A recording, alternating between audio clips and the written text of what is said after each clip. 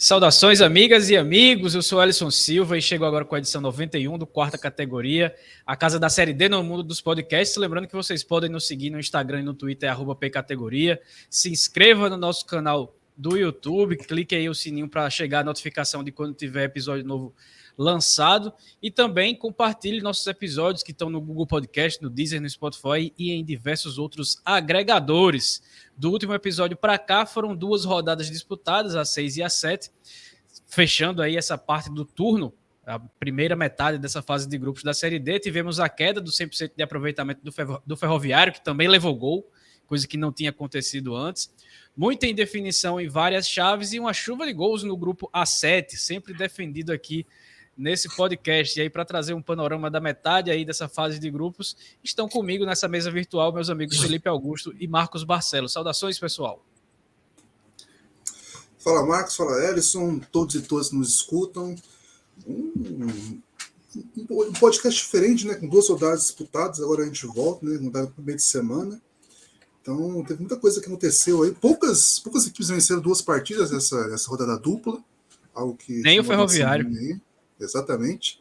E vamos combinar, vamos conversar sobre esses grupos, né? Agora estamos na metade da primeira fase e agora que a coisa vai se enrolar para ver quem chega bem lá no final da primeira fase para chegar no mata-mata e fazer valer a sua força. Bom dia, boa tarde, boa noite, amigas e amigos do Quarta Categoria. Boa noite, Felipe. Boa noite, Ellison. Bom, vamos para mais uma rodada aí de Série D, né? Com muita emoção aí nessas rodadas que estão cada vez mais, tipo assim, quarta domingo, né?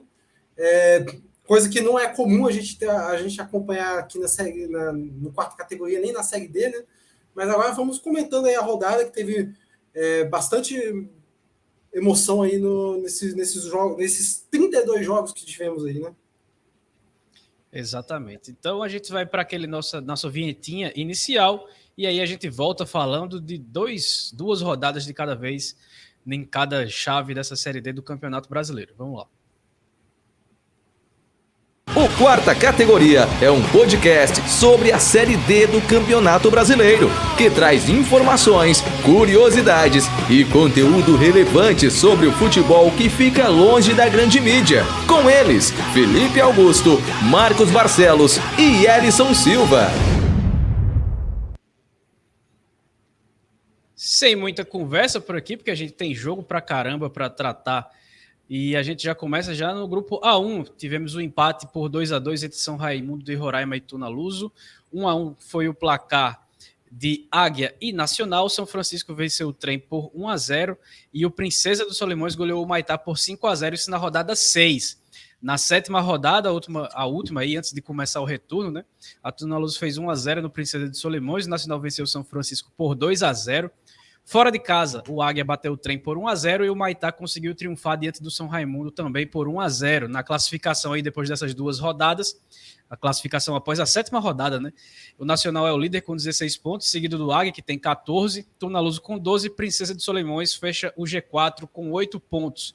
Também com 8 pontos tem o São Raimundo, o Maitá tem 7, São Francisco 6, o Trem é o lanterna com 4 pontos ganhos. Mais uma vez, a gente chama a Camila Leonel para participar com a gente aqui do Quarta Categoria. Ela chega nessa edição 91 para falar dessa boa campanha da liderança do Nacional nesse grupo A1. Fala, Camila. Galera do Quarta Categoria, tudo bom? Então, o Nacional terminou como líder do grupo e eu lembro que logo após a primeira rodada, aqui nesse mesmo podcast, eu comentei sobre o Nacional ter um time interessante e que encaixando com o entrosamento vindo ao longo dos jogos, esse time ele tinha tudo para brigar lá em cima e é o que realmente está acontecendo, né? O Nacional ele tem um time interessante, as peças se encaixaram muito bem, o time tem uma aplicação tática, os jogadores conseguiram entender e abraçar a filosofia do treinador do que ele pensa de estilo de jogo. E o Nacional tem feito um campeonato consistente, né? Tem jogado bem, marcado bem, faz seus gols lá na frente, conta muito também com a questão do Jonathan lá atrás, fazendo boas defesas, mas tem uma defesa sólida, não costuma sofrer tanto perigo assim durante os jogos. Então, a consistência é a palavra para definir o Nacional, né? E tem feito bons jogos, até quando perde, os jogos não são ruins. Isso é uma característica até dos times do João Carlos Cavalo, né? Que geralmente eles são times arrumados, times que têm uma proposta de jogo bem definida. E o Nacional tem muito disso, como é característico do treinador, né? E tem executado muito bem. Até as derrotas que o Nacional sofreu foi um detalhe, foi um gol no final, foi algo do tipo. Então a gente resta saber agora como é que vai ser esse segundo turno para o Nacional, com jogos com espaço de tempo menor entre um e outro. Então resta saber como é que será isso. Às vezes alguns times costumam oscilar, costumam ter alguns jogos que apresentam uma instabilidade, isso é normal de todo time. Vamos ver se o Nacional vai apresentar isso e, caso apresente, né, como lidará com isso. Mas, no geral, foi um primeiro turno bem consistente e bem tranquilo até para o Nacional. Opa! Muito obrigado aí, Camila, mais uma vez participando do quarta categoria, trazendo aí os detalhes do líder desse grupo A1. O que é que vocês mais têm a falar dessa chave lá do norte? Meu destaque lá para o Maitá, né, que perdeu 5-0 no meio de semana, mas conseguiu se recuperar contra o São Raimundo de Roraima no final de semana e permaneceu no G4 mesmo com essa goleada lá na quarta-feira. O professor Limões, que tinha vencido, perdeu agora na última rodada e está ali a 1 ponto da equipe, 2 pontos da equipe acreana nessa luta pela classificação. O Nacional, como a Camila citou, é uma surpresa para mim até. Não esperava chegar numa liderança, talvez lembrando para o G4 sim, mas a liderança eu via mais o Águia de Marabá lutando nessa posição. O time foi paraense e tal, né? A gente já falou sobre isso aqui. É vice-líder, sabe bem a competição, passou por um susto, digamos, para ficar fora do G4. Né? Então parece bem consistente para chegar na final da primeira fase e também se classificar, né? Botou no Maitá, né? O Maitá só pontou no Acre, né? Não venceu não fez nenhum ponto fora do Acre, né? Venceu o São Francisco como visitante, né? Mas fora do Acre não conseguiu pontuar. Então o fator casa, o fator estado está bem forte para o Maitá nessa Série D, e o trem, mesmo sendo do Amapá e tal, eu considero uma decepção, até porque esperava que ficasse ali mais para frente na luta por vaga. É um time que se reforçou bem para o padrão do Amapá, mas agora é lanterna, perdeu para o São Francisco, né, nessa luta aí pela lanterna, que não era a briga que imaginava para o trem, mas é um ponto aí de decepção, né, e como falei no início, né, na introdução, nessa chave nenhuma equipe venceu 2 seguidas, né, nessa rodada dupla, mas Nacional, Tunaluso e Águia de Marabá conseguiram fazer 4 pontos, né, saíram muito bem, confirmaram aí essa posição no G4 de maneira bem firme.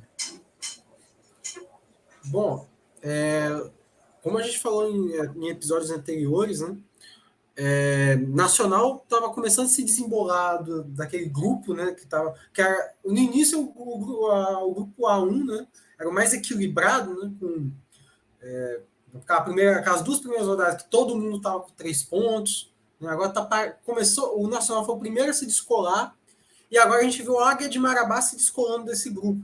E aos poucos a Tunaluso também criando uma gordura em relação ao quinto colocado. Já a diferença é de 4 pontos da Tuna, que é o terceiro, para o Princesa dos Solimões, que é o quinto. Né? E se o Nacional surpreende, né, de ser o líder, por outro lado também que surpreende também está positivamente Tunaluso e o Maitá, que estarem ocupando esse G4, e negativamente Princesa dos Solimões e principalmente o São Raimundo do Roraima. Claro que em uma vitória na próxima rodada o time já pode voltar a ocupar o G4, né? Caso também o Princesa dos Solimões também tropece nesse retorno aí, nesse jogo da volta contra Tunaluso, mas o São Raimundo, né, está 4 jogos sem ganhar. Né? Faz tempo que a gente não vê uma sequência ruim assim do São Raimundo na Série D, e eu acho que desde que foi implementado esse novo formato, eu não lembro de uma sequência tão ruim da equipe do Roraima. Né? Então, para mim, tem esses 2 contrastes, né? Surpresa positiva e essa surpresa negativa, mas que pode ser que em algum momento a chave seja virada. Né? Pode ser que aconteça isso já na próxima rodada. Partindo agora para o grupo A2, na sexta rodada tivemos Fluminense 1-0 no Tocantinópolis, Cordino 2-2 com o Atlético Cearense, Ferroviário 6-0 no Parnaíba, com 6 gols de 6 jogadores diferentes, e esses gols que sobraram no jogo da Ferroviária, na goleada da Ferroviária, faltaram no empate por 0-0 entre Caucaia e Maranhão. O Atlético Cearense segue sem vencer como mandante. Na abertura da rodada 7 empatou por 1-1 com o Fluminense do Piauí. 1-1 também foi o placar de Maranhão e Ferroviário, o primeiro gol sofrido pelo Ferrão e também o jogo que tirou os 100% de aproveitamento da equipe cearense. O Tocantinópolis fez 2-0 no Cordino e tivemos mais 1-1, o terceiro dessa sétima rodada no grupo, esse entre Parnaíba e Caucaia. Tabela do grupo A2 tem o Ferroviário, que é o líder disparado, com 19 pontos. Parnaíba tem 11, já uma diferença muito grande aí para o segundo colocado. Maranhão tem 10, Tocantinópolis tem 8. Esses times aí estão na zona de classificação. Fora desse G4, está o Atlético Cearense com 7, ou seja, o Ferroviário já abriu 12 pontos para o quinto colocado. Depois vem Cordino com 6, Caucaia com 5 pontos, fechando a classificação desse grupo A2. Bom, parece que olhando aqui pela última rodada que aconteceu, a sétima, né? O Tocantinópolis conseguiu virar essa chave, que estava muito mal na competição. Agora já ocupa o G4. Isso é uma surpresa, então, algo positivo, né? Porque a gente viu o Tocantinópolis tão forte no passado, né? A gente cria a expectativa de ver de novo a equipe tocantinense brilhando novamente na Série D, né? Acabou que teve um início bem complicado agora nesse grupo A2, mas aos poucos está se recuperando e esperamos que a equipe permaneça, né? Ou brigue pelo menos por uma das vagas, né? E agora está ocupando a quarta posição, aparece pela primeira vez aí no G4. O Ferroviário, assim, tomou seu primeiro gol, perdeu 100%, mas obviamente não ia ficar assim para sempre, né? Então não venham acusar o quarta categoria de zicar o Ferro, né? Então, assim, isso não tira... Nem a Série Z. Pode falar. Nem a Série Z com o Tutuba que eu lancei pelas redes aí. Correto. Assim, e isso, o empate fora de casa contra o Maranhão, que tá bem na competição, apesar de muitos empates, né? Não tira o brilho de jeito nenhum dessa campanha do Ferroviário, né? Quanto ao Parnaíba, né? Vem uma sequência muito oscilante, o time está oscilando demais e até de uma forma muito perigosa, né? Tomando de 4, depois ganha de 3, depois toma 6 na rodada seguinte, aí empata com o Caucaia, né, que é o lanterna da chave. E o curioso é que o Parnaíba é o vice-líder do grupo, mas tem a pior defesa, com 13 gols sofridos, né? Então, assim, e não tem um ataque tão forte, né? Apenas 8 gols marcados. Então, o Maranhão tem mais gols. O Atlético Cearense, que está fora do G4, tem o mesmo número de gols. O Caucaia, que é o lanterna, tem mais gols marcados do que o próprio Parnaíba. Então, assim, é um momento muito perigoso para a equipe piauiense neste momento, apesar de ainda ocupar a vice-liderança. Mas começa a ver no retrovisor outras equipes chegando com mais força para brigar por essa classificação. Então, acho que o Parnaíba precisa acordar para que essa segunda posição não seja perdida lá na frente, né? Tem 7 jogos para conseguir isso, né? Para mudar para virar essa chave, como eu até estava falando no grupo A, né? Sobre virada de chave, né? O Parnaíba também precisa virar a chavinha para continuar bem na competição, porque a segunda posição aparentemente parece muito legal, mas do jeito que está jogando, está arriscado.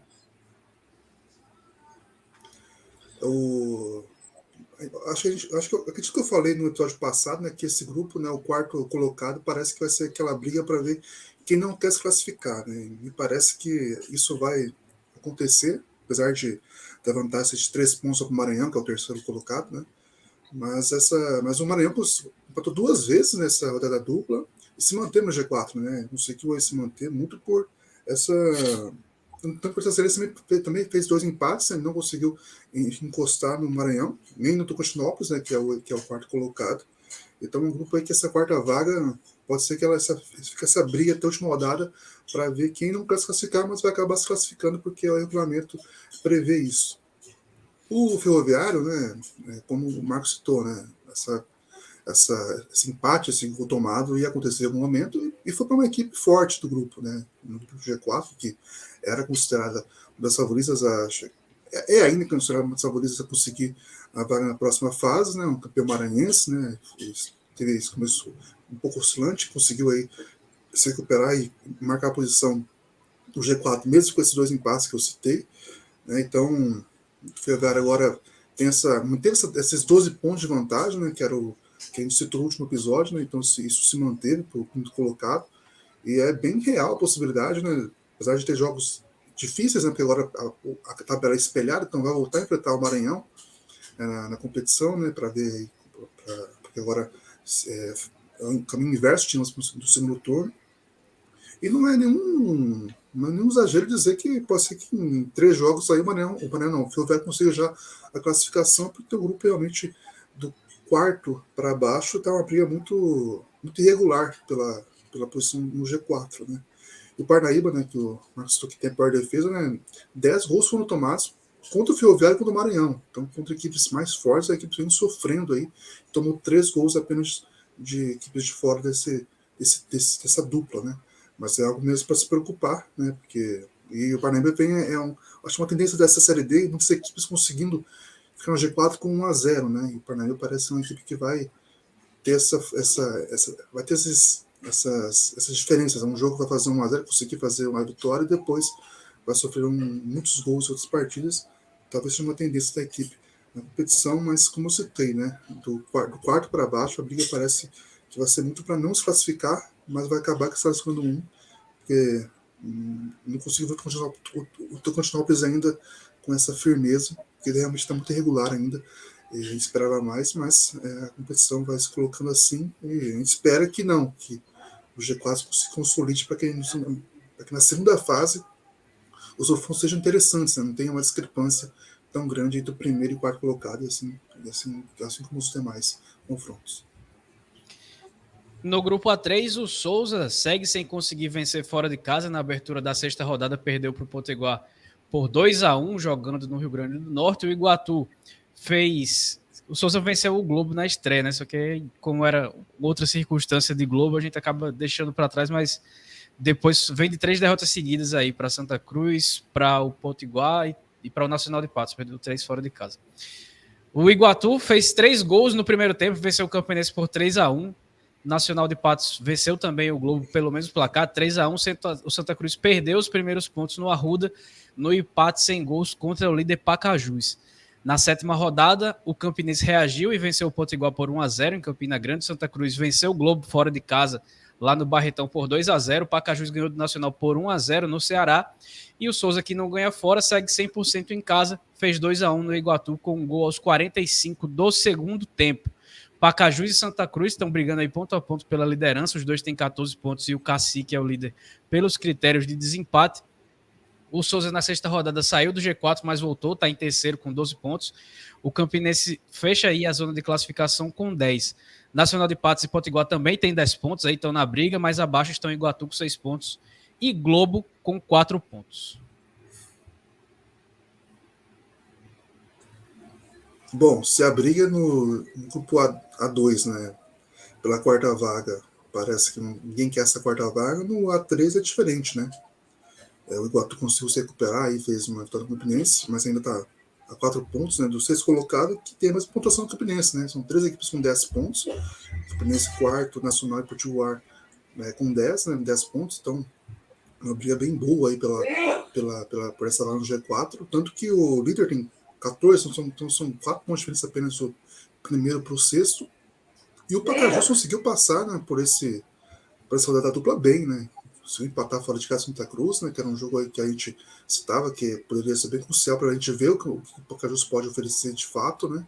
Conseguiu vencer, né, depois de conseguir um bom resultado fora de casa, contra um time de massa e tal, que vinha fazendo um resultado que precisava tirar de 1-0 e tal, conseguiu bloquear o Santa Cruz e conseguiu vencer dentro de casa. Então, passou bem por essa rodada dupla aí, agora vai ter esse retorno, né? Vai enfrentar o Nacional fora de casa e o Santa Cruz em casa para ver como é que vai acontecer, né? Se vai conseguir manter essa liderança, né? O Santa Cruz conseguiu aí, manteve aí a pontuação do Pacajus também. Eu acho que esse grupo é o grupo que tem o líder mais emblemático, que é o Pacajus, que é uma surpresa, não se esperava que fosse líder. E também a vitória mais emblemática, né? Ou a derrota mais emblemática do lado dos Campinenses, contra o Iguatu, né? O Iguatu que perdeu para o Globo que a gente sabe que não é um time, fraco, até mesmo para o padrão da Série D. Então, fez 3 anos no Campinense, né? O Iguatu que a gente colocava como favorito a lutar por vaga no G4 e conseguiu fazer uma vitória muito, muito boa contra o Campinense. Eu acho que isso mostra muito mais sobre o Campinense e sobre o Iguatu nesse momento, né? Então foi uma derrota aí pro Iguatu bem emblemática, apesar de ter conseguido depois se recuperar na competição vencendo o Potiguar, né? Também sofre essa. Só para completar que o Luan Carlos, treinador do Campinense, chegou a entregar o cargo depois dessa derrota para o Iguatu, falou que os jogadores não estavam entendendo o que ele queria passar e etc, etc. A diretoria não aceitou e ele segue lá na Raposa. Exato, né? Então é um grupo aí que teve para mim tem um líder mais emblemático e a vitória mais emblemática, esse Iguatu e Campinense, né? E é um ponto para a gente conferir, né? E destaca como eu citei, né? O Pacajus aí se provando como um líder por merecimento, né? Apesar de ter a pontuação igual ao Santa Cruz e uma vantagem mínima aí para até você se colocar de 4 pontos apenas, mas é uma liderança que chama muita atenção minha, digamos aí. Bom, apesar dessa vitória emblemática aí, como o Felipe falou, do Iguatu em cima do Campinense, a princípio eu não consigo ver ainda o Iguatu se infiltrando nesse grupo de 6 times que estão nessa briga pelas 4 vagas, né? Ainda não consigo dizer que Pacajus e Santa Cruz estão separados desse bolo de baixo, apesar de que estão um pouco mais consistentes que os outros 4, né? Mas diferença apenas 4 pontos, né? Em 2 rodadas tudo pode mudar, né? Apesar de que Pacajus e Santa Cruz estão indo bem na competição, né? Mas essa proximidade com Souza, com Campinense, e Nacional de Patos e Potiguar não passa essa segurança de que estão muito à frente, né? Só que, assim, por mais que a diferença do Pacajus para o Potiguar seja de 4 pontos, e essa é a mesma diferença do Potiguar para o Iguatu, né? Que é do 6º para o 7º, né? Eu não vejo ainda É mais fácil eu ver o 6º colocado chegar a um ponto de alcançar os 2 primeiros do que o 7º alcançar o 6º.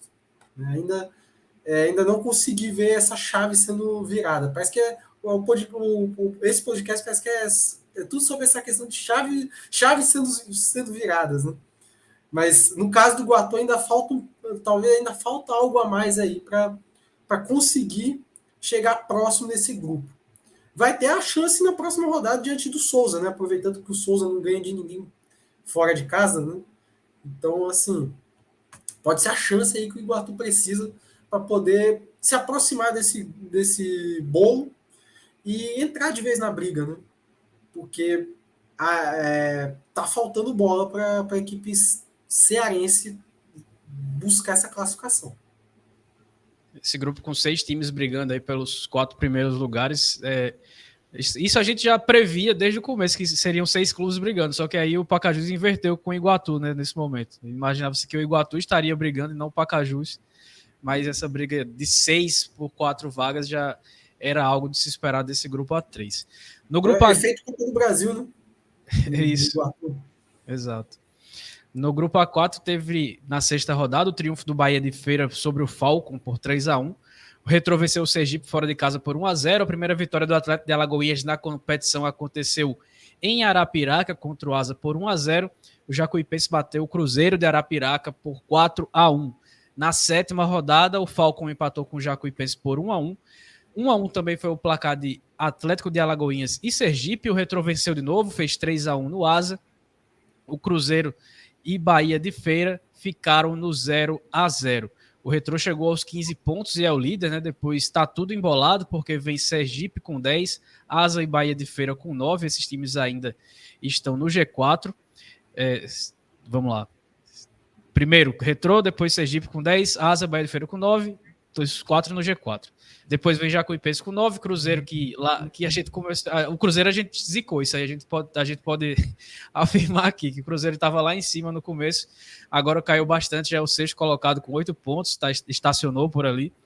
Depois vem Atlético de Alagoas e Falcon com 6 pontos, e aí, além dessa estagnada do Cruzeiro, que começou muito bem, a gente até destacou aqui, acho que o Atlético de Alagoas a gente já esperava, mas o Falcon, né, que é um clube empresa, tem um investimento até legal para jogar uma Série D do Campeonato Brasileiro, um clube bem estruturado, tá na lanterna e não parece dar sinais de reação. Né? Bom, o Retrô acordou para a competição, né? 4ª vitória seguida, né? Agora, tipo assim, agora estamos vendo o que a gente espera da equipe pernambucana, né? Com todo esse investimento. Por um lado, o Falcon, que é uma equipe que com uma gestão semelhante à do Retrô, está lá embaixo, né? Está decepcionando. O Retrô, agora sim, está no patamar que a gente espera, né? Que é brigar pela liderança, brigar pela classificação, né? Mostrando realmente a sua força. O jogo está agora tanto dentro de casa quanto fora, né? E segue firme aí na briga por classificação. O Sergipe segue bem, né? Apesar de ter perdido em casa para o próprio Retrô na 6ª rodada, e empatado com outro time que a gente não espera mais nada, que é o Atlético de Alagoas, né? Mas segue firme aí na briga por classificação. Bahia de Feira, eu vejo, está oscilando um pouco, né?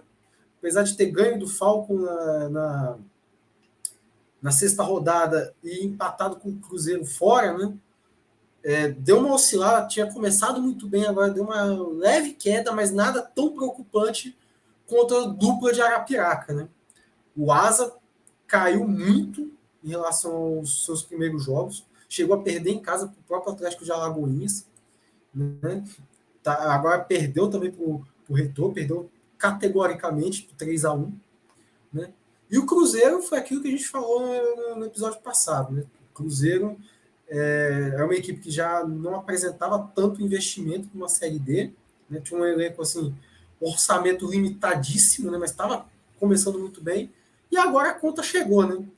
Agora a conta chegou e o time está ocupando a 6ª posição. É uma queda vertiginosa aí nas últimas rodadas. E pro lado do Asa, a sorte é que o Cruzeiro está em queda e o Jacuipense está oscilando demais. Porque senão, assim, já não dá nem para. Eu ainda não digo que acendeu o sinal vermelho no Asa, mas o sinal laranja, o sinal amarelo tá ligadíssimo. Essa mudança que teve no grupo A4, né, com o Retrô, agora com 4 vitórias seguidas e o Cruzeiro caindo, né? Se a gente lembrar lá na 3ª rodada, o Cruzeiro tinha 7 pontos, o Retrô tinha 13, e agora são 15 contra 9, né? 6 pontos de diferença entre as duas equipes. Claro que o Cruzeiro é 6º colocado, né? Só mesmo para mostrar como que é a mudança de posições aí, né? A gente já viu o Asa líder, já viu o Sergipe líder, agora o Retrô é o líder da chave, com 5 pontos de vantagem para o vice-líder, né? Que é algo que a gente não estava acostumado nesse jogo, conseguiu uma vantagem muito boa. O Jacuipense, né, apesar dos pesares, conseguiu fazer 4 pontos, né? E mesmo assim continua fora do G4. Né? O Asa continua dentro do G4, né? Mas bem mal. Né? Perdeu para o Atlético Alagoinhas. Eu acho que esse jogo é igual, vendo muito o Iguatu e Campinense, né, que eu acho que diz mais sobre o Asa do que sobre o Atlético Alagoinhas na competição. E é uma equipe que é botada como favorita, ainda pode ser, mas a queda é muito grande, né?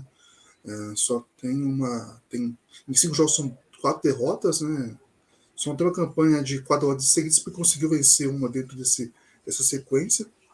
O Bahia de Feira quietinho ali conseguiu também se colocar no G4, né? É um time que perde pouco, né? Perdeu uma vez só, mas se empata muito, são 4 empates, tanto que são 4 empates nas últimas 5 rodadas, então é um time que uma vitória poderia fazer uma diferença muito grande para o Bahia de Feira, né? Aquela coisa de uma vitória mais importante do que 3 empates, mas o grupo propicia isso e o time continua no G4. O Sergipe aí tem teve esse tropeço com o Atlético Alagoas, agora vai ter que vencer fora de casa. E essa questão da rodada espelhada, né, é muito interessante para ver como é que vai ser Retrô e Asa agora em Arapiraca, né, porque em Pernambuco o Retrô foi muito bem, passou sem dificuldades pelo Asa, no Asa que vem uma queda muito grande, assim, a gente não esperava, mas que aconteceu. Ao Cruzeiro a gente poderia apostar que poderia acontecer sim essa mudança, mas agora o Retrô parece que Marcelo Materlotti, que veio sob desconfiança para a equipe do Retrô, né, e conseguiu aí se encaixar bem e tentar voltar a equipe, colocar a equipe nos trilhos novamente, colocar não, né, colocar a equipe nos trilhos novamente não, colocar nos trilhos de fato, né, de primeira vez, aí, porque isso foi muito ruim, né, agora a equipe é invicta, mas são 4 vitórias e 3 empates, né, 4 vitórias seguidas, algo bem positivo aí para a equipe pernambucana, que é uma das fortes equipes da Série D.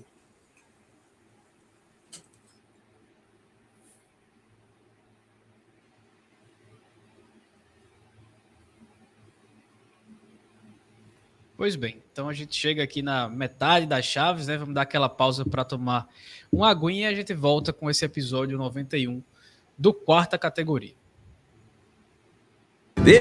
Tem aqui Brasileiro Feminino Série A2, também Terceirona Paranaense. Adivinha? O futebol longe dos holofotes, uma paixão pelo alternativo. Revista Série Z, a revista do futebol alternativo. 2011, o site vozdatorcida.com traz o melhor conteúdo independente sobre o futebol paraibano, com credibilidade e sem compromisso de agradar ninguém. Para ficar por dentro de tudo que acontece no futebol da Paraíba, acesse vozdatorcida.com e siga em todas as redes sociais, @vozdatorcida. Rapidinho, já voltamos agora com a segunda parte do episódio 91 do Quarta Categoria. Lembrando de você de se inscrever no nosso canal do YouTube, né? Ativa também o sininho para receber a notificação quando saírem novos episódios. Compartilhe aí as edições anteriores e as atuais que estão nos tocadores de podcast e também siga a gente no Instagram e no Twitter, @pcategoria. Partindo para o grupo A6, na sexta rodada, A5. No A5 tivemos a vitória do Iporá por 2-0 sobre o Real Ariquemes. Ceilândia e Anápolis ficaram no 1-1. União Rondonópolis bateu o Brasiliense por 2-0 e o Interporto perdeu para o Ferroviário por para o Operário por 2-0. Deixa eu só dar uma perdida aqui, mas vamos lá. Na sétima rodada, o Anápolis fez 7-0 no Interporto, Operário e Ceilândia ficaram no 2-2, empate por 3-3 entre Brasiliense e Iporá. O Real Ariquemes perdeu em casa por 1-0 para a União Rondonópolis. Na classificação temos o Anápolis com 15 pontos, União Rondonópolis com 13, empatado com Ceilândia, e na zona de classificação ainda está o Operário com 11 pontos. Em seguida vem o Iporá com 10, Brasiliense com 9, Interporto com 4 e o Real Ariquemes com 1 ponto só. E aí eu vou só deixar registrado aqui, vocês se alonguem se quiserem, que essa lanterna do Real Ariquemes aí surpreende cada vez menos depois do que a gente viu acontecer na última rodada do Campeonato Brasileiro da Série A1, né, que as meninas se recusaram a entrar em campo contra o Santos pela última rodada. O time já está rebaixado, já estava rebaixado na competição, mas se recusou a entrar em campo porque o clube, entre outras coisas, tem deixado bastante a desejar com a estrutura do futebol, as meninas tendo que pedir carona para ir embora dos jogos, além dos meses de salários atrasados, que, se não me engano, são 2. Então, a gente lamenta muito a situação. Não o Real Ariquemes está nessa situação, né? Mas quem deixa as meninas que foram jogar e também quem deixa o time masculino profissional que está aí fazendo feio na Série D do Campeonato Brasileiro. Neste caso, né, o Real Ariquemes feminino, né, que alcançou um patamar que o masculino não chegou ainda, né? Então é um lamentável que aconteceu. Nesse grupo, né, que a gente deveria pegar o episódio anterior à estreia da Série D e colocar o áudio a parte que o Marcos fala sobre o Brasiliense, para repetir sempre em todos os episódios, porque vai se confirmando o que ele tinha falado, né? E nesse caso foi bem... Foi um jogo emocionante, né? Saiu por 2-0, perdão. Saiu perdendo, conseguiu virar. Fez aí acho que o Iporá fez 3-2. Nos acréscimos, o Brasiliense conseguiu empatar aos 97 minutos, né? Então foi um jogo aí bem, teve protesto da torcida, né, que era esperado de Ramos, né, e o Brasiliense, não sei qual foi a última vez que o Brasiliense ficou fora do G4, se ficou fora do G4 alguma vez, desde que a série teve grupo de 8, né, até mesmo as primeiras rodadas, assim, acho difícil que o Brasiliense tenha ficado fora do G4, né, tanto que o Iporá agora está na frente do Brasiliense, algo que era inimaginável, a gente imaginava o Iporá nessa briga aí com o Interporto e a Auri Games lá embaixo, agora o Iporá se coloca numa briga por G4, né, o Brasiliense bem mal na competição, assim, o padrão do que a equipe tem mais de discurso do que de prática mesmo, porque a gente sempre fica falando do Brasiliense, mas a prática sempre nos batia a porta para a gente ir ao contrário, porque é isso que acontecia na equipe, né? A gente falou sobre poucas equipes vencendo 2 partidas seguidas, né? O Rondonópolis foi esse caso, né? Que venceu o Brasiliense e depois venceu o Auri Games. Tá certo que a Auri Games não parece parou bastante para as equipes aí na competição, mas fez o que devia fazer. E me chamou atenção demais a campanha do Anápolis, né? Um time bem copeiro, né? Porque vence dentro de casa, venceu todas dentro de casa, e empatou todas fora. Isso passou um diferencial aí na próxima fase. Apesar do ataque não produzir tanto, em outra partida fez 7 gols no Interporto, né? Fez o dobro do que tinha na competição inteira em um jogo, mas também fez o que tinha que ser feito contra o Interporto, conseguiu aí vencer, né? Então é um grupo aí que o Anápolis, o Rondonópolis, que fez uma boa Série D há 2 anos, teve aí 2 derrotas anteriores a essas 2 vitórias, conseguiu se colocar bem na briga. Agora é acompanhar como é que vai ser o Brasiliense, né? Que o Roberto Cavalo saiu da equipe, né? Agora vamos ver se terá força aí para voltar ao G4, né? Como a gente citou, né? Agora com o segundo turno, né? Chegar bem na final da primeira fase é o que mais interessa, digamos, né? O Brasiliense tem essa chance ainda, tem essa fagulha de esperança, mas até agora realmente a campanha é de merecimento em estar fora do G4, porque não vem fazer por merecer. O discurso já não engana mais quem analisa a competição no todo. Bom, começar falando do Real Ariquemes, né? Que assim, lamentável essa situação, né, do time feminino. Apesar de que, assim, se no Ceará acontece esse tipo de coisa, aí eu falo Ceará, o clube, né, não o estado, né? Se o Vozão no time faz o que fez com o time feminino, né?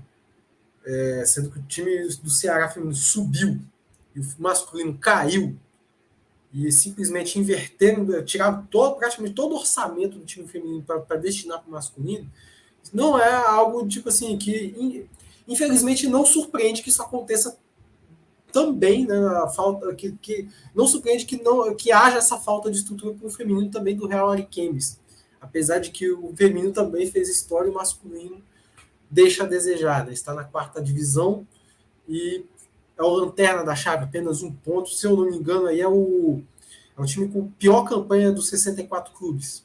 Né? Então, assim, infelizmente não surpreende, apesar de lamentável a situação.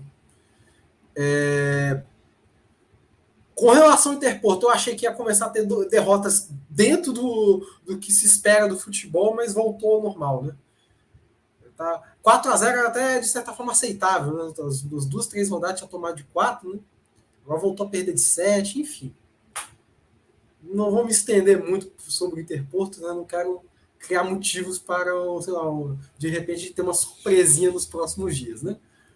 Enfim. Brasiliense, eu não... Assim, quando a gente acha que o Brasiliense não vai arrumar nada na competição, eu pelo menos eu esperava no mínimo uma segunda fase. Agora parece nem para isso está querendo brigar, né? E faço das palavras do Felipe as minhas sobre botar o meu áudio aí, ó. Vamos caçar lá no episódio lá que eu comentei antes da competição começar. Caça lá o áudio, vamos dar um jeito de jogar para relembrar sempre o que eu falei do que eu espero do Brasiliense, que é basicamente ultimamente nada, né? E olha que o Brasiliense tem um investimento muito maior do que o Atlético de Alagoinhas, cujo a expectativa também é do mesmo nível, né? Nada. Com relação ao Ceilândia e o Anápolis, até uma curiosidade, né? Que o Ceilândia tem um ataque tão positivo quanto o Anápolis, ambos marcaram 14 gols. O Ceilândia tem uma defesa um pouquinho melhor que a do Anápolis, sofreu apenas 3 contra 4 do Anápolis, só que o Anápolis é quem lidera, porque o Anápolis tem 4 vitórias e 3 empates, e o Ceilândia tem o inverso, né? 3 vitórias e 4 empates. E aí, com relação ao Ceilândia, né, talvez seja algo para o torcedor do Ceilândia talvez ficar um pouco assustado por conta da campanha do ano passado, né? Mas já são 3 empates seguidos, né?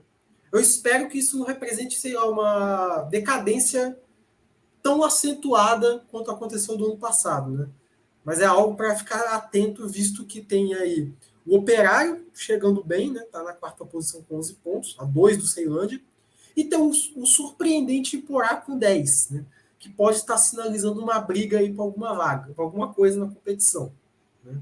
E claro, né, apesar do Brasiliense estar nessa draga, né, por conta do investimento, a gente não pode descartar o Brasiliense pelo menos brigando por uma vaga no G4. Não é possível que nem isso eles vão conseguir, né? Mas, assim, tá muito mal o Jacaré, né? E com relação ao Ceilândia, novamente, questão de talvez o torcedor deve estar um pouco assustado com 3 empates seguidos, né? Mas espero que a decadência não venha. E quanto à União Rondonópolis, né, surpreendente que ocupa vice-liderança da chave, né, tendo o 3º pior ataque do grupo, né? Apenas 7 gols marcados, mas uma defesa muito sólida, apenas 2 gols sofridos, né? E tem um ataque pior que até que o do Brasiliense, que tem 8 gols. Então, assim, é bastante surpreendente, né, essa curiosidade, né? Esse ataque que não é tão positivo, mas que consegue deixar o time do Mato Grosso na vice-liderança do grupo, né? Chegando agora sim, com o grupo A6, a 6ª rodada começou com um empate sem gols entre Nova Iguaçu e Democrata. O Atlético fez 4-2 do Santo André, fora de casa o Resende bateu o Real Noroeste por 1-0 e a Portuguesa do Rio venceu o Vitória por 3-2, jogando na Ilha do Governador. Mas aí o Vitória se recuperou logo na sequência, venceu o Nova Iguaçu por 3-2 em casa, o Santo André fez 2-0 no Real Noroeste, Resende e Atlético ficaram no 0-0, a Democrata bateu a Lusa Carioca por 1-0. O grupo A6 tem Portuguesa do Rio na liderança com 16 pontos, seguida do Atlético, que está com 13, o Democrata tem 12, o Santo André tem 11. Esses são os times que fecham o G4. O Vitória está com 10 ainda na briga, Resende tem 9, lá embaixo estão o Real Noroeste com 4 pontos e o Nova Iguaçu com 2.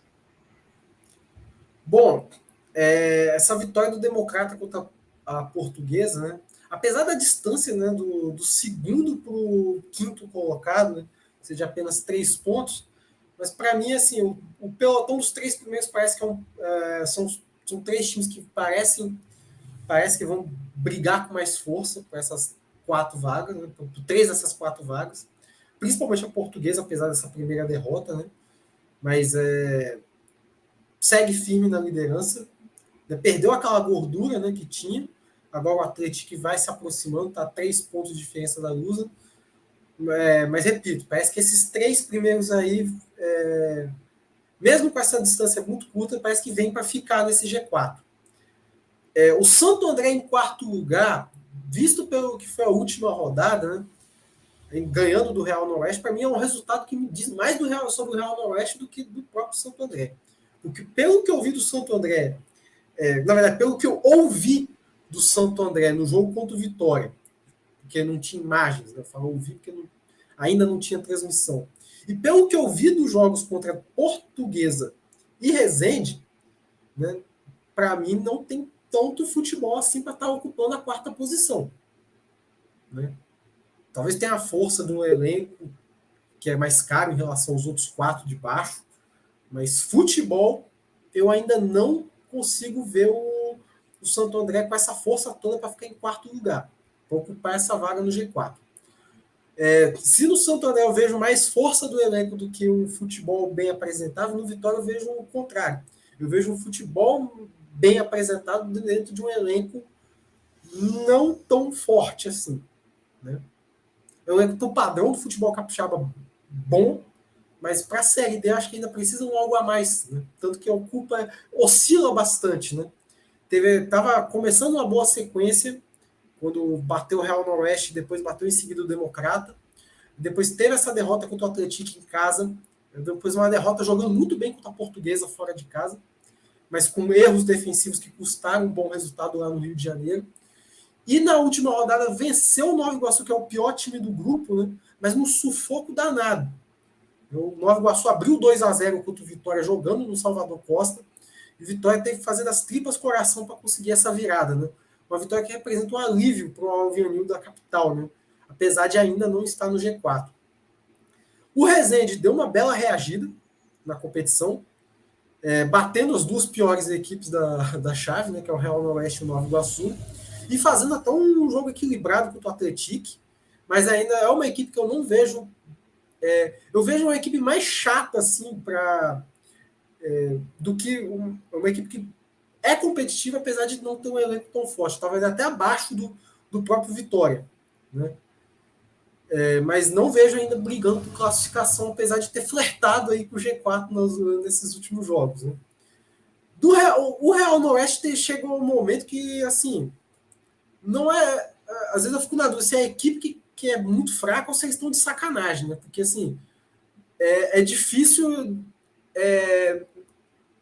esquecer, né, do que era o Real Noroeste em suas duas participações de Série D, né? Uma equipe competitiva, né, que apesar de oscilar bastante, ainda assim jogava alguma coisa, né?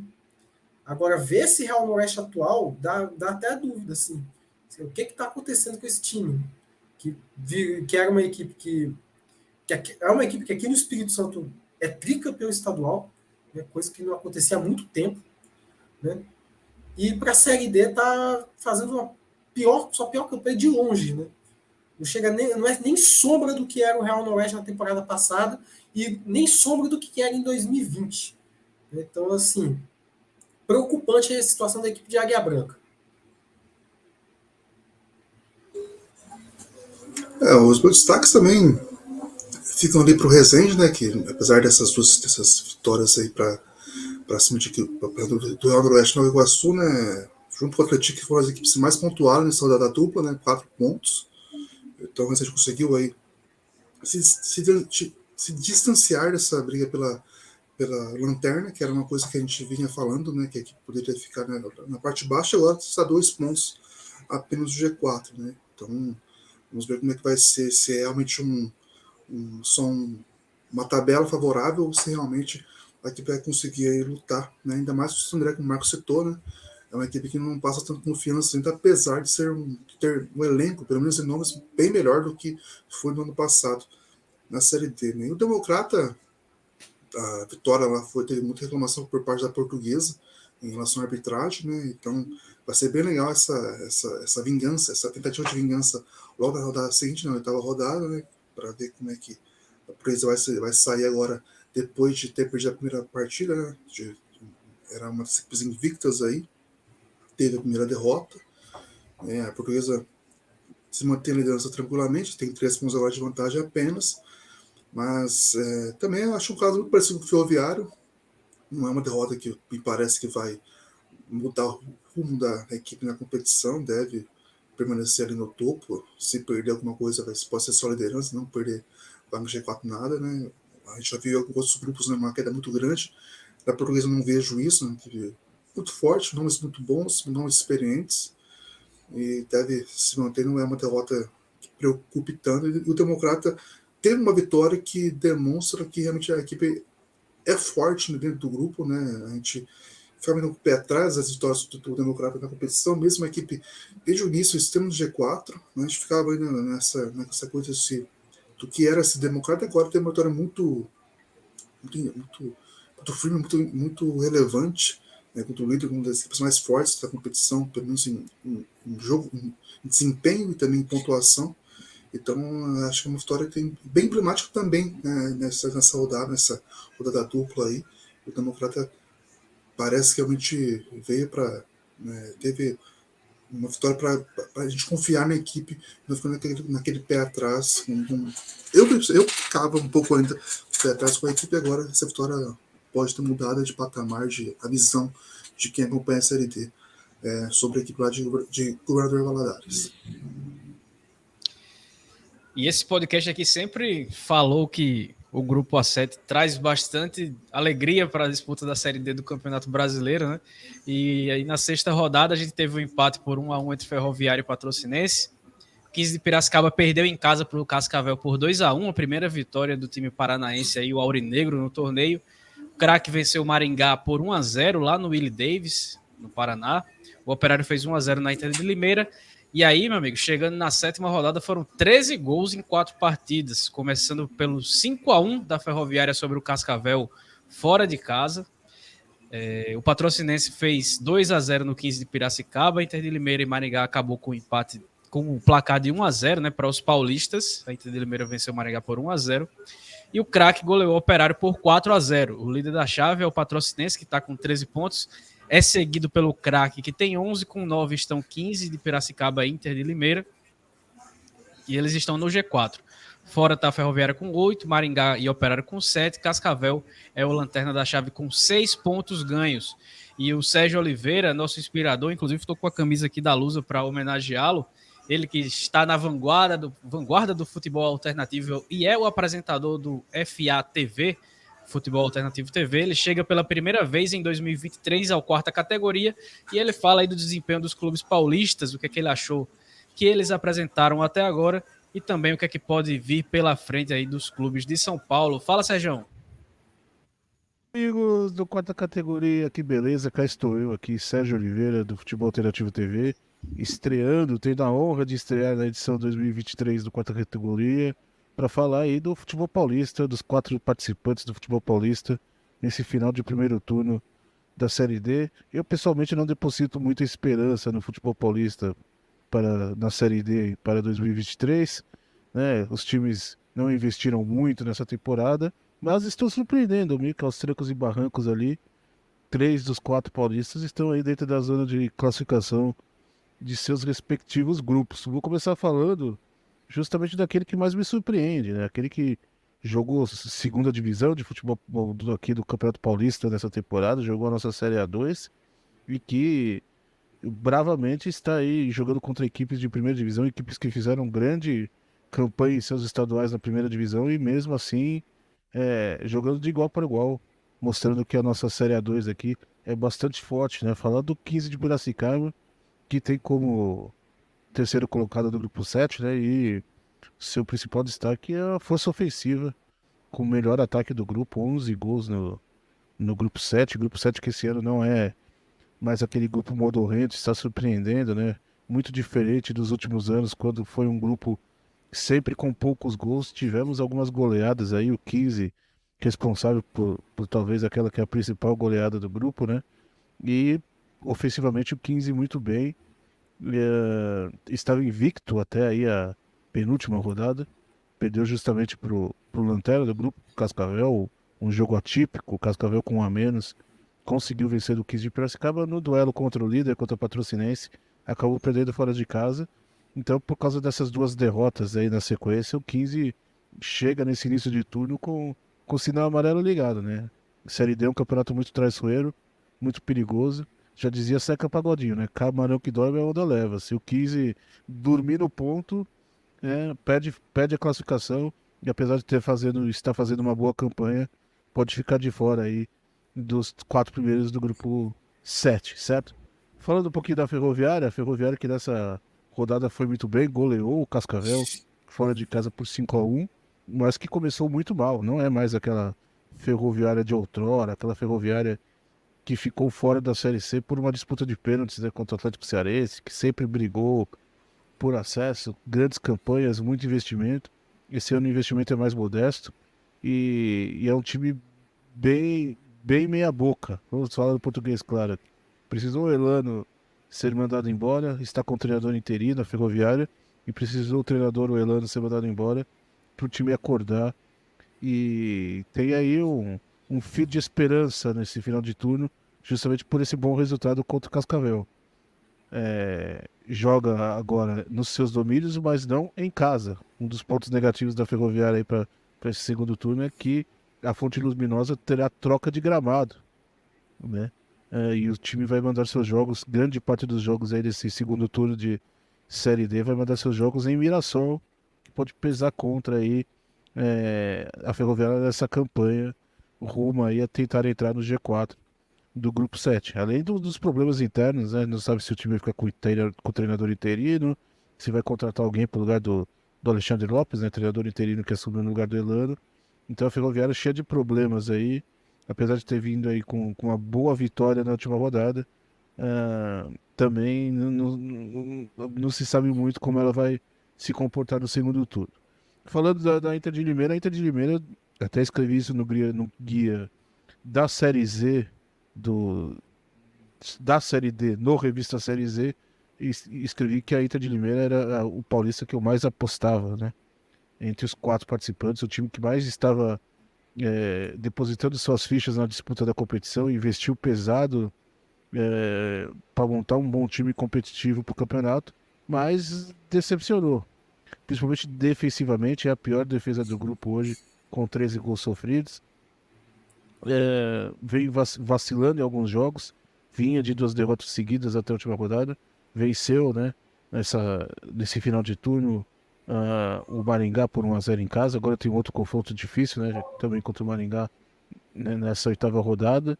Então a Inter de Limeira chega aos trancos e barrancos, 4º colocado do grupo 7, mas com preocupação defensiva. 13 gols sofridos em 6 jogos é bastante coisa, e o time tem que corrigir isso se quiser se manter no G4 do grupo 7. Para fechar o Ramalhão, né, o Santo André, eu pessoalmente considero o grupo 6 mais fraco que o grupo 7, por ter Resende, por ter Nova Iguaçu, né, 2 times que no Rio de Janeiro, o Resende jogando inclusive segunda divisão do Rio de Janeiro, né, tá mais preocupado até com o estadual do que com a Série D. Então eu considero que o Santo André pegou um grupo mais fácil, teve sorte nesse sorteio, mas também não está muito interessado em Série D, não, o Ramalhão. Essa é a realidade. 4 colocado hoje do grupo 6 com 11 pontos, deve se classificar, mas um time ofensivamente muito, muito mal, né? Apenas 8 gols marcados. Isso ficou claro no último jogo aí contra o Real Noroeste, quando o time cansou de perder gols. O time claramente tem problemas ofensivos, perdeu pênalti, bola na trave, gols feitos, inclusive. O Santo André perdeu, conseguiu vencer o jogo, mas poderia ter goleado facilmente o Real Noroeste, porque perdeu muitos gols, perdeu pênalti, e pode fazer falta, a gente sabe como que é, né? Já dizia o profeta, time que não faz gol não vence, né? Isso é o básico do futebol, não é verdade? Mas como o grupo 6 é um grupo mais fraco, eu acredito que o Santo André deva se classificar. No cruzamento, no mata-mata, quando cruzar com equipes do resto do país, aí o buraco é mais embaixo. E os times paulistas não devem desempenhar um bom papel. Eu vejo hoje os times paulistas mais fracos que o resto, que a maioria dos times do resto do país. E isso, acredito, será concretizado no mata-mata aí da Série D. Por isso os amigos que têm medo de ver a Série C virar um mini paulistão, podem ficar tranquilo que pelo menos em 2023 nenhum paulista deve subir, certo? Marcão, Felipe, Ellison, muito obrigado pelo convite. Vocês sabem que gostam muito do quarta categoria, podem contar comigo sempre, assim como as portas da FATV, do Futebol Alternativo TV, estão sempre abertas para todos do quarta categoria e para os amigos que escutam esse sensacional podcast, tá certo? Então deixo aqui meu abraço, podem contar comigo sempre, até, tchau. Valeu, Sérgio. Ficamos muito envaidecidos com as palavras, né? De ter a pessoa que é a grande referência, o precursor dessa coisa de se acompanhar o futebol alternativo, né? Fora das grandes divisões aqui pelo país. Acho que nessa era de internet, sem dúvida nenhuma, o Sérgio é quem começou com isso, e a gente vai dando seguimento aí, porque é uma coisa que a gente gosta também. Mas, claro, a grande referência que a gente tem nessa área. Então é isso, o Sérgio está garantindo que os paulistas não vão bem nessa série D, que não tem chance de acesso. O que é que vocês compartilham dessa opinião? O que é que vocês têm para falar, e também, principalmente, sobre o grupo A7? Eu também apostava, ainda aposto que esse ano não deve ter acessos paulistas, né? E falava isso antes, e a competição vai mostrando isso também. Eu queria puxar aqui para o meu lado, né? Futebol paranaense, esse grupo A7. Eu não sei quem me decepciona mais, se é o Cascavel ou se é o Maringá. O Cascavel foi vice-líder, vice-campeão do Paranaense. O Maringá teve aquele jogo épico contra O Flamengo aqui em Maringá venceu por 2-0, depois teve goleado e tal, mas o primeiro jogo foi muito emblemático. O Maringá perdeu vários jogadores, né? Talvez por isso eu coloco o Cascavel como maior decepção, não só entre os paranaenses, mas também na Série D. Não sei se os amigos concordam com isso, mas realmente uma campanha muito abaixo. E essa derrota para a Ferroviária é uma coisa assim que beira o absurdo, Jean. Não era para tomar 5-1 nunca. De qualquer time, não é nem só da Ferroviária. Né? Mas é que realmente é uma campanha muito abaixo, um time que não sofreu um desmanche tão grande assim, do time que foi vice-campeão paranaense. Quase foi campeão paranaense, quase levou para São Paulo os pênaltis na Arena da Baixada. E o time foi muito mal. E o Ferroviária, como o Sérgio citou, né? O Orlando saiu, o time fez 5-1. Então é algo bem sintomático aí na equipe lá de Araraquara. Né? Então, destacar essa campanha ruim dos dois times paranaenses nesse grupo, que para mim eram bem favoritos a ficarem na frente no grupo, não estão. Né? Se me falasse que o Patrocinense seria líder na metade da primeira fase, eu não acreditaria. Mas é o que acontece agora e por muito merecimento da equipe. Né? 13 pontos, aí 5 pontos de vantagem para o quinto colocado, que é a Ferroviária. O craque, né, falando sobre Maringá ainda, o craque veio até Maringá na quarta, né, e Maringá amassou o craque, assim, teve muito mais volume de jogo, mas no finalzinho o craque conseguiu fazer um gol de escanteio, né, fez o gol da vitória, e antes o Clériston, goleiro, fez uma sequência de defesas muito, muito boa, né, uma bola na trave, depois ele deu 2 vezes o rebote. Então foi um destaque dessa rodada dupla, que vem sendo talvez um dos grandes destaques entre os goleiros da competição, né, o Clériston. Então fica essa questão, né? Maringá e Cascavel fora do G4, que não era esperado. Ainda, apesar que nessa rodada dupla não teve tantos empates, apenas um, mas esse grupo ainda tem muita coisa para acontecer, porque o quinto colocado, o quinto até o oitavo, tem apenas uma vitória, né? Algo que é muito difícil, ele não fora cara, claro, né? Então, algo que é bem bizarro até nesse grupo, mas pelo menos no último rodada teve gols, né? Que era algo que a gente sempre falava aqui, que eu lutar para defender, mesmo sem ter nenhuma defesa para esse grupo, mas tivemos aí uma rodada boa de gols, pelo menos, e a gente espera que essa briga se estabeleça e os dois paranaenses consigam mostrar que venham, né? A que vieram para a competição, porque até agora a participação é bem ruim das duas equipes. Bom, começando falando primeiramente do grupo A6, já que o Sérgio mencionou, né? Novamente, para mim vai ser uma disputa aí entre o orçamento que o Santo André que é maior que em relação ao Vitória ou ao Resende, contra o futebol que Vitória e Resende jogam, que é melhor que o do Santo André. Então vamos ver o que vai pesar nessa briga pela quarta vaga. Né? Mas agora falando do grupo A7, para mim, se tem uma equipe que aparentemente quer brigar por classificação nessa chave, é a Patrocinense, que não deixa de ser uma surpresa também. Né? Não dava para, lá no início, dizer que seria a equipe mineira a brigar por essa liderança. Né? E também do jeito que o grupo A7 com exceção dessa rodada, né? Como o grupo A7 é sempre esse candidato fortíssimo ao prêmio carne de onça da rodada, né? Com exceção dessa rodada, assim, nada também é para sempre. Pode ser que a Patrocinense, a partir de agora, caia de produção de uma forma assim, inimaginável e a equipe fica de fora. Mas, por enquanto, nessas 7 primeiras rodadas, a única equipe que demonstrou essa disposição para brigar por essa vaga é a Patrocinense. Isso muito se deve à defesa, que é bem sólida. Né? Melhor defesa da chave, junto com a do Maringá. Apenas 4 gols sofridos em 7 jogos. O ataque não é tão bom, né? Apenas 8 gols, mas tem dado conta do recado, né? Tem sido suficiente para a equipe do Patrocinense manter um padrão ali e até invencibilidade no grupo. Né? O craque reagiu nos últimos 2 jogos, né? Voltou, parece a querer brigar por essa vaga, porque tinha começado muito bem com o Cascavel fora e de repente sumiu. Agora voltou e está ocupando a vice-liderança. Até, como eu disse, né, não é um grupo tão difícil assim de se impor. Né? Com relação às equipes paulistas, né, foi só o Elano ser demitido que a Ferroviária resolveu reagir. Só que aí eu já não sei mais dizer se isso diz mais sobre a Ferroviária ou se diz sobre o Cascavel, que perdeu de 5 na última rodada. Né?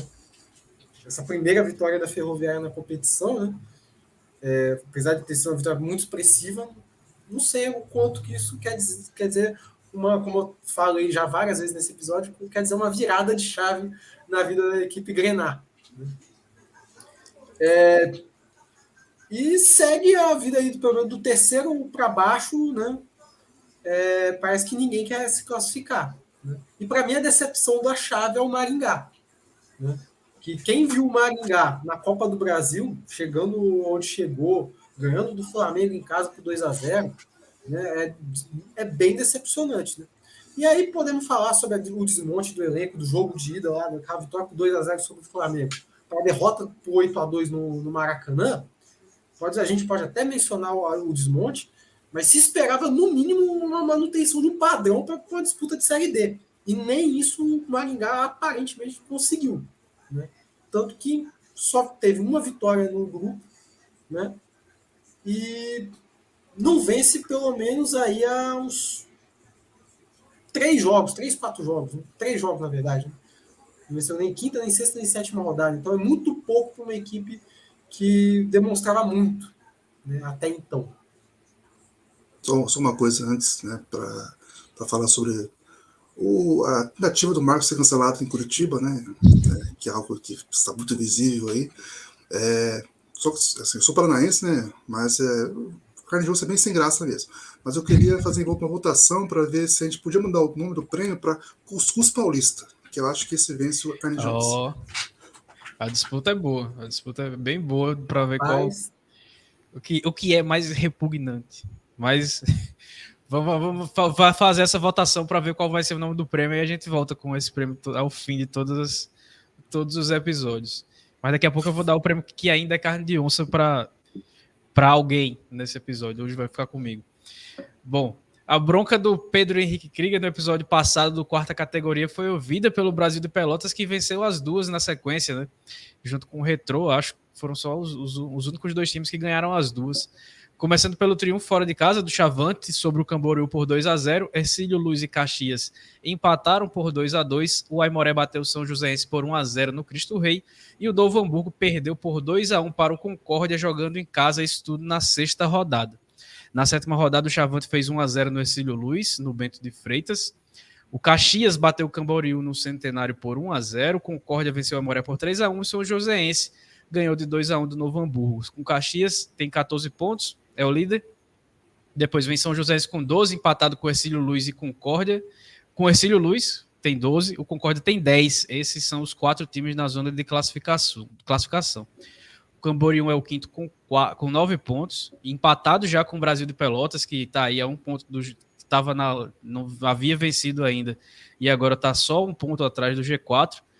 A Aimoré tem 7, o Novo Hamburgo tem 2. Essa é a classificação da tabela do grupo A8. Bom, o Brasil de Pelotas parece que está se recuperando na hora certa, né? No episódio passado a gente tinha falado que o time não tinha vencido seus rivais da parte de baixo, né?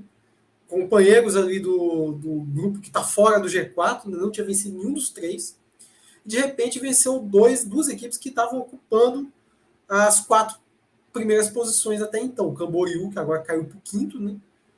E agora venceu o Hercílio Luz, que estava liderando, né? Agora cedeu a liderança aí para o Caxias.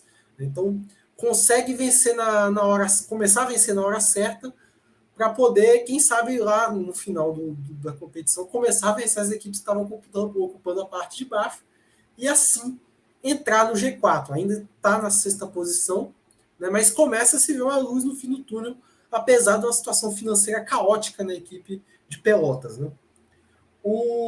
Falei agora do Camboriú, né, e o Camboriú está vivendo o que o Cruzeiro de Arapiraca está passando no grupo A4, né, só que de uma forma bem pior, né. Começou com 3 vitórias seguidas, agora são 4 derrotas. Né? Não teve nem aquele empatezinho para dar aquele gosto de pontuar. Né? Uma queda. Talvez é o time que teve a maior queda aí dos últimos jogos. Né? E tá, além de perder a liderança, agora nem o G4 ocupa mais. E viu o Concórdia, que estava ali, estava 4, 5 pontos, né, de diferença do G4, agora entrar, né, ou começar a ocupar essa vaga, essa zona de classificação do grupo A8. Né. O Caxias agora assume a posição que, lá no início, né, quando a gente estava apenas confabulando como seria o grupo A8, né, o Caxias agora ocupa a posição que aparentemente era de seu direito, né, e está na liderança da chave, né, com 14 pontos, né, e segue firme aí rumo à classificação junto com o São Joséense, que é uma equipe que lembra um pouco até o América de Natal do ano passado, né, que era um time que perdia pouco, né, mas ganhava assim apertado e empatava bastante, né, e está aí na vice-liderança do grupo. O Marcos falou, né, que o São Joséense parece o América, né? Eu até ia questionar, né, se o América tinha uma coisa contra a gente, porque o São Joséense parece que tem, né? Porque a gente foi no jogo 0-0. A gente só no jogo o São Joséense vence em casa. Caso tem gol na partida. Então E o São Joséense é a grande surpresa entre os paranaenses, né? Era considerada a terceira força do estado.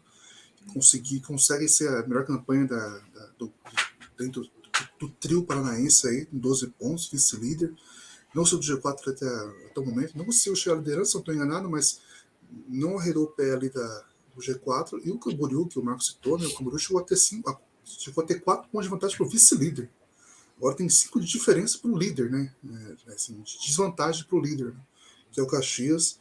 Camboriú, uma queda muito grande aí, algo aí para a gente acompanhar, né? Talvez buscar áudios aí para a gente entender essa queda do Camboriú, porque realmente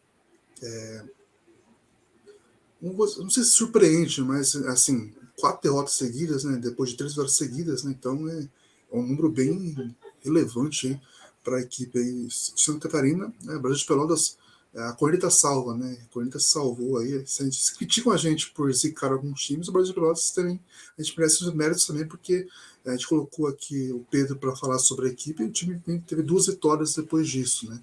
Esse grupo, aliás, foi o único que teve 2 equipes vencendo 2 partidas seguidas dessa rodada dupla, né? O Concórdia e o Brasil de Pelotas, né?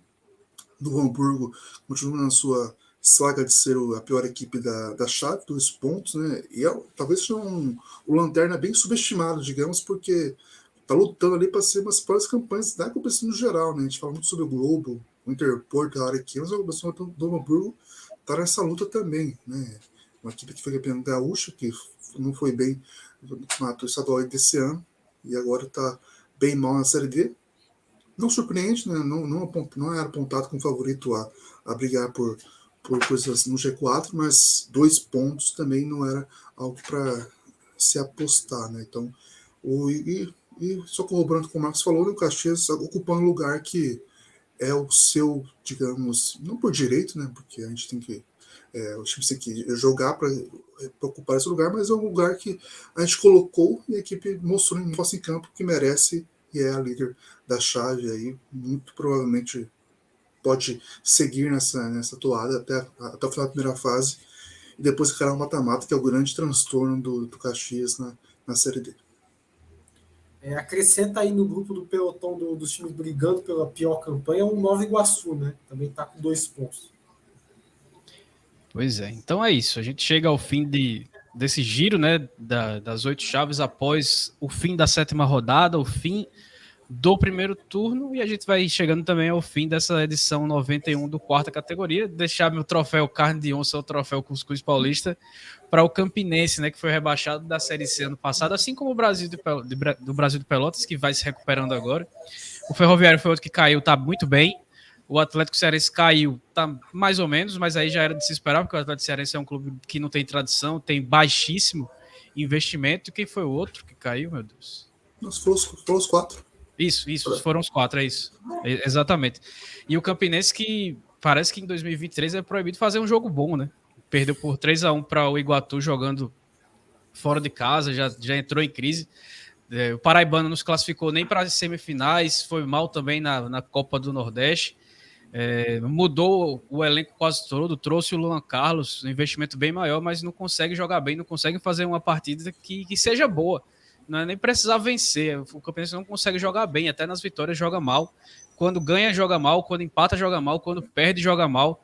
Então, era um clube que se esperava alguma coisa melhor, principalmente nessa série D, depois que investiu bastante, mas não consegue dar nenhum tipo de expectativa ao seu torcedor. Então é isso, agora vamos para as considerações finais do Felipe e do Marcos, e aí a gente encerra essa edição 91 do Quarta Categoria.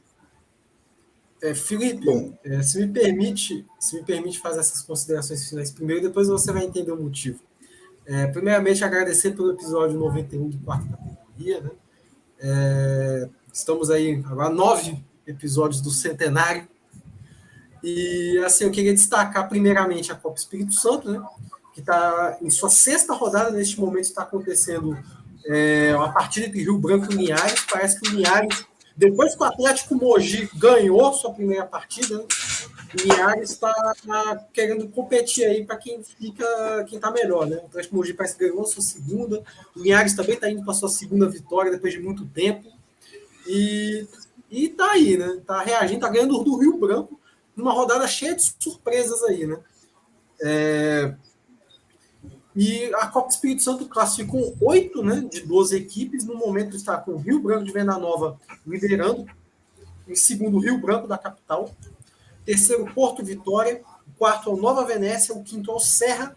O sexto é o Capixaba. O sétimo é o Gel. O oitavo é o Pinheiros. Por fora está Linhares, Sport, Real Noroeste e São Mateus. Mas a tabela deve mudar por conta desses 2 jogos aí que faltam terminar, né? Tem o Rio Branco e Linhares que está terminando neste momento, estamos gravando na terça-feira, né? E na quinta joga Real Noroeste e Nova Venécia, então as posições podem aí mudar. E eu tomei a iniciativa de falar agora, antes do Felipe, né? Porque eu vou jogar uma bomba aí para ele desempatar, né? Porque o Ellison deu o voto dele para o troféu Carne de Onça. Eu também queria deixar o meu, aproveitando que a gente até citou sobre o Real Ariquemes, né? Sobre a situação do clube, né, principalmente no feminino. Eu queria dar o voto para o Real Ariquemes nesse troféu Carne de Onça. Tá? Depois desse relato que a gente ficou sabendo, acho que merece entrar na briga aí contra o Campinense. Bom, eu não pensei em nenhum troféu, mas eu acho que eu vou do Campinense. Não, vou do Campinense. No troféu Cuscuz Paulista, não Carne de Onça, só para citar aqui. Aliás, queria mandar um abraço para o Gabriel Salaf, que ouve nosso podcast, né? Salaf, que até hoje não sei se ele existe de verdade, porque foi 2 vezes para Curitiba, não encontrei o Gabriel lá. O Marcos sabe da minha saga para encontrá-lo. O Gabriel, que é ouvinte do Quarta Categoria e ama Carne de Onça, né? Curitibano, ama Carne de Onça, então ele deve estar muito feliz com nossos comentários aqui sobre essa iguaria curitibana que o Marcos teve. Eu queria muito ter gravado o vídeo do Marcos com a reação dele comendo a carne de onça. Vocês perderam esse momento. Além disso, né, destacar que amanhã não, quarta-feira teremos uma rodada bem interessante para a Série D, né? Não teremos concorrência para a competição, né? Não terá Série C, Série B, nem Série A, nem Copa do Brasil, Libertadores, nada. Então será uma rodada para muitas pessoas talvez caiam na Série D para acompanhar algum jogo para se distrair numa quarta noite e tal. Então é algo aí para a gente acompanhar como é que vai ser essa rodada, né? Como é que vai ser esse chamariz da competição aí que não tem concorrência para essa rodada de meio de semana. O outro destaque é só uma questão minha mesmo, que eu quero que o frio vá embora, porque eu estou já sofrendo um pouco, vocês devem estar vendo, né? Então eu não gosto muito de frio, né? Eu sei que o Alisson gosta, né? Estou precisando desfazer minha amizade com ele por isso, porque realmente eu tenho um probleminha muito sério com o frio, mas é só um comentário aleatório da minha parte mesmo, para um desejo que eu quero para os próximos dias aí. Ellison, aproveitar sobre o momento sessão Maguila aqui de abraço, né? Eu quero deixar 2 abraços. Um para um amigo que ama carne de onça, que é o meu colega de trabalho, amigo de longa data, Eduardo Zupelli, né? Neste momento ele está comemorando 1 ano de noivado com a Andresa, grande amiga minha também. Virou amiga, né? Depois que eu conheci ela por meio de Eduardo, né? E eu espero muito, eu já falei com ele hoje, espero muito que ele não esteja preparando uma carne de onça para comemorar esse ano de noivado. Né? Só outra coisa antes, eu estou muito capixaba hoje. Opa, aí sim, poxa. Esse sim é um clube de respeito. Vai colar em cima aí da sua camisa e dizer que é uma camisa do Serra? Não posso fazer. Não vou fazer isso igual certas pessoas fazem. Não vou fazer isso. Não cometa esse sacrilégio em cima de uma camisa grená, por favor. E segundo, eu quero mandar um abraço para um amigo que, em conjunto com o Felipe, apresentou minha carne de onça, que é o amigo Hélio Senna. Né? Um forte abraço para ele e para a Lani, a esposa dele. Grande curitibano, Wesley. Pois é, então assim a gente vai chegando ao fim desse episódio 91 do quarta categoria. No planejamento da gente, o episódio 100 seria na 14ª rodada, só que aí inventaram essas rodadas no meio de semana, não sei porquê. Ficar uma correria danada e não vai...